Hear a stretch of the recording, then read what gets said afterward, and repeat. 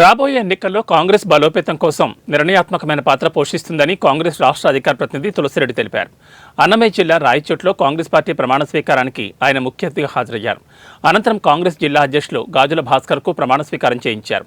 ఈ సందర్భంగా ఆయన మాట్లాడుతూ రాబోయే 2029 సార్వత్రిక ఎన్నికల్లో ప్రధానమంత్రిగా రాహుల్ గాంధీతో పాటు ఆంధ్రప్రదేశ్ ముఖ్యమంత్రిగా వైఎస్ షర్మిలారెడ్డి గెలుపు కోసం ప్రతి ఒక్కరూ కృషి చేయాలన్నారు. ప్రధాన ప్రతిపక్ష పార్టీ అయిన జగన్మోహన్ రెడ్డి పార్టీ కాలగర్భంలో కలిసిపోతుందన్నారు.